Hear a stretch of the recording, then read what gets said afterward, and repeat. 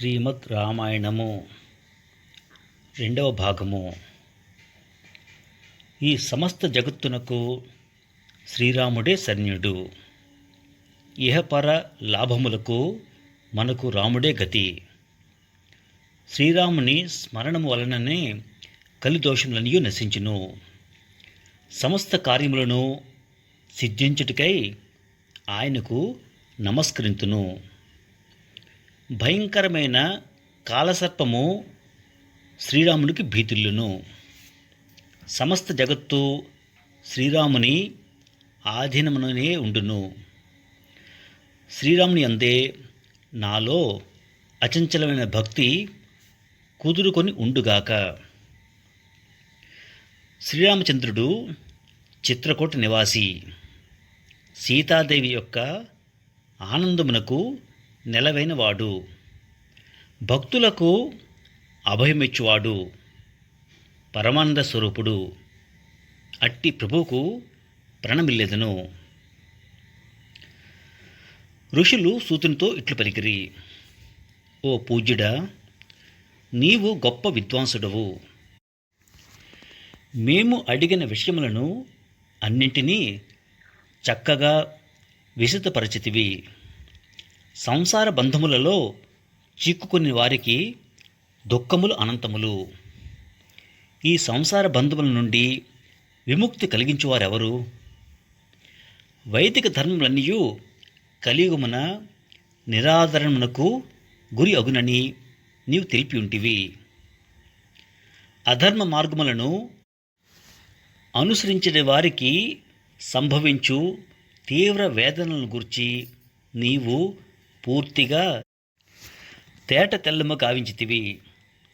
ఘోరమైన కలియుగము ప్రారంభమైనంతనే వైదిక ధర్మములు లుప్తమగును, నాస్తికత్వము పెచ్చు పెరుగును అని పెద్దలందరూ పేర్కొని ఉండిరి. కలియుగమునందలి జనులు కామాతురులు, పొట్టివారు, లోభులుగా ఉందురు. వారు ధర్మమును అట్లే భగవంతుని కూడా ఆశ్రయింపక తమలో తాము ఒకరిపై ఒకరు ఆధారపడి ఉందురు. కలియుగమున అందరూ అల్పాయుష్కులుగాను అధిక సంతానం గలవారుగాను అగుదురు. స్త్రీలు తమ శరీర సౌందర్య పోషణకై ప్రాధాన్యమిత్తురు. వారు స్వార్జితము మీద ఆధారపడి జీవించుటకై ప్రాకులాడుచుందురు. లావణ్యమును సాధనముగా చేసుకొని నీచ వృత్తిని అవలంబించుదురు. స్త్రీలు పతి ఆజ్ఞను లక్ష్యపెట్టక ఇతరుల ఇండ్లకు స్వేచ్ఛగా తిరిగి వచ్చుచుందురు. వారు స్వయముగా శీలం లేనివారై దుశ్శీలురై పురుషులు కాంక్షించుచుందురు. కొందరు కులసతులు కూడా పరపురుషుల సమక్షమున అసంబద్ధములైన పరుషవచనములు పలుకుచుందురు, అసత్యములు ఆడుచుందురు.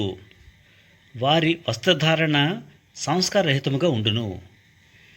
కలియుగమున వనితలు తరచుగా వ్యర్థ సంభాషణలు చేయుచుందురు. భిక్షా జీవనులై జీవించుచుండెడి సన్యాసులు కూడా బంధుమిత్రుల సంబంధములలో చిక్కుకుని ఉందురు. వారు సుఖ జీవనముకై శిష్యుల అనుగ్రహము పొందుటకై ప్రాకులాడుచుందురు. ద్విజులు నాస్తికులతో కూడి తిరుగుచు అదే పనిగా నాస్తిక వాదనములు చేయుచుందురు. అది కలియుగ లక్షణ విజృంభణకు సంకేతము. శ్రేష్టమైన బ్రాహ్మణ కుటుంబంలో పుట్టినవారు సైతము శిఖ యజ్ఞోపేతములు పరిత్యజించుచుందురు. రాక్షసులు కలియుగమున బ్రాహ్మణ కుటుంబంలోని జన్మించుచుందురు. వారు ఆ స్థితి నుండి అనగా రాక్షస లక్షణం నుండి ఎట్లు విముక్తులగుదురు? భగవంతుని సేవించు విధానములు యందు జనులు పరస్పరము విరోధము కలిగి ఉందురు. ద్విజులు స్నాన సంధ్యాది అనుష్ఠానములను ఉల్లంఘించుచుందురు. దైవ సేవలను మానివేయుదురు. కలియుగమున బ్రాహ్మణులు కంచుకములు అనగా చొక్కాలు మున్నగు వారిని ధరించుదురు. తలపాగాలను అనగా టోపీలు మొదలవానిని ధరింతురు. ఓ బ్రహ్మజ్ఞాని, ఘోరమైన ఈ కలియుగమునందు పాపాత్ములకును మనశుద్ధి లేని వారికి నిష్కృతి అనగా విముక్తి ఎట్లు లభించును? ద్విజులు శూద్రులు ఇచ్చిన జలములు తాగుచుందురు. వారు వండిన అన్నమును వారితో కూడి భుజింతురు. అట్లు శూద్రుల సాంగత్యముతో ఆహార వ్యవహారములు నడిపెడి వారు పవిత్రులకు మార్గమేమి? ఈ విషయములన్నింటినీ తేటతెల్లము గావింపుము.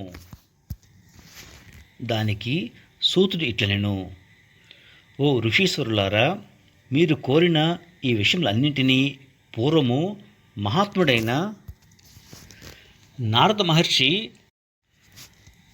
సనత్కుమారునకు తెలిపియుండెను. వాటిని మీకు ఇప్పుడు వివరించెదను. సావధానముగా వినుడు. శ్రీమద్ రామాయణము ఒక మహాకావ్యము. అది సర్వ వేదముల సారము. మహాపాపములను సైతము అది రూపుమాపును, దుష్టగ్రహ బాధలను తొలగించును. రామచంద్రుని గుణగణములను వర్ణించినట్టి ఈ కావ్యము దుస్వప్నములను తొలగించును, దుఃఖములను అంతరింపజేయును. ఇది ఐహికములైన భోగభాగ్యములనే కాక మోక్షఫలమును కూడా ప్రాప్తింపజేయును, సకల శుభములను సిద్ధింపచేయును. ఓ ముల్లారా, ఇది ధర్మార్థ కామ మోక్షములనడి చతుర్విధ పురుషార్థ మహాఫలములను ప్రసాదించినట్టు పెనిది. సాటిలేని ఈ కావ్యము పుణ్యఫలములను ఒసగును. మీరు ఈ విషయములను ఏకాగ్రచిత్తులే వినుడు. గోహత్యాది మహాపాతకములు చేసిన వారును, అట్టి పాపాత్ములతో సాంగత్యం చేసిన వారును ఋషిప్రోక్తమైన ఈ కావ్యమును వినినచో పవిత్రులగుదురు. రామాయణ విషయమున భక్తి శ్రద్ధలు కలవారు సమస్తములైన శాస్త్రార్థములు యందు ఆరితేరుదురు. వారి వలన లోకమునకు మేలు కలుగుచుండును. ఈ విధముగా వారు కృతార్థులగుదురు. ఓ ద్విజోత్తములారా, శ్రీమద్ రామాయణము ధర్మార్థ కామ మోక్ష ఫలప్రాప్తికి సాధనము. ఇందలి వృత్తాంతము పవిత్రమైనది. మానవులెల్లరూ భక్తి నిరతులై వినదగినది. పూర్వజన్మలలో చేసుకున్న పాపము నుండి విముక్తులైన వారికే ఈ జన్మలో రామాయణమందు ప్రీతి జనించును. పాపబంధములో చిక్కుకున్నవాడు రామాయణ వృత్తాంతము ప్రారంభం కాగానే దాని ఎడ నిరాదరణ చూపును. నిమ్న శ్రేణికి చెందిన ఇతర గాథలను వినుటలో ఆసక్తుడగును. తత్ఫలితముగా ఆ మార్గములోనే ప్రవర్తించును. కనుక ఓ బ్రాహ్మణోత్తములారా, రామాయణము అను పేరు గల సర్వశ్రేష్టమైన ఆ కావ్యమును వినుడు. దానిని వినుట వలన మనుజునకు జనన మరణ భయములు దూరమగును, వార్ధక్య భీతియు ఉండదు. అతడు పాపరహితుడై ముక్తిని పొందును. ఆ రామభద్రుని వృత్తాంతము ప్రముఖమైనది, సర్వశ్రేష్టమైనది, వరములు ఇచ్చినది, తన యొక్క ప్రభావముచే సమస్త లోకములను వికసింపచేయునది. ఆ ఆది కావ్యము కోరిన కోర్కెలను తీర్చు కల్పవృక్షము కావున ఆ కావ్యగాథను విన్న మానవులు పరమపదమును చేరుతురు.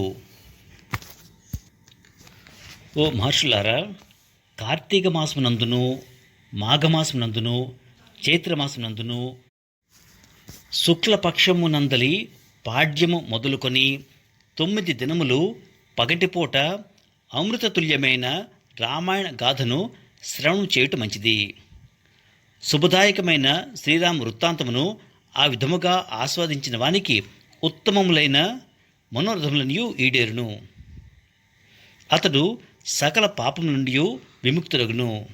మరియు అతనితో పాటు అతని పూర్వులైన 10 తరముల వారును, తరువాతి 10 తరముల వారును కూడా పరంధామము చేరుదురు. అట్లు చేరిన వారికి ఇక ఎన్నడూ దుఃఖములే ఉండవు. ఓ తపోధనులారా, శ్రీమద్ రామాయణమును భక్తి శ్రద్ధలతో శ్రవణము చేయనంత వరకును జనుల యొక్క దేహములు పాపభూయిష్టములై ఉండును. రామాయణ గాథను పఠన శ్రవణము చేసిడి బుద్ధి కలుగుట దుర్లభము. కోట్ల కొలది జన్మల పుణ్యఫల ప్రభావముననే జనులకు ఆ అదృష్టము పట్టును. ఓ ద్విజోత్తములారా, చైత్ర కార్తీక మాఘమాసములందు శుక్లపక్షము క్రమముగా 9 దినములు రామాయణ గాథను వినుట వలననే సౌదాసుడు శాప విముక్తుడయ్యెను. గౌతమ మహర్షిని అవమానించుటచే కలిగిన శాపం వలన సౌదాసుడు అనువానికి రాక్షస రూపము సంప్రాప్తించెను. రామాయణ శ్రవణ ప్రభావమున అతనికి ఆ శాపము నుండి విముక్తి లభించెను. రామభక్తి తత్పరుడై ఈ గాథను సావధానముగా వినిన మనుజుడు మహాపాపము నుండియేగాక ఉపపాతకముల నుండి విముక్తుడగును.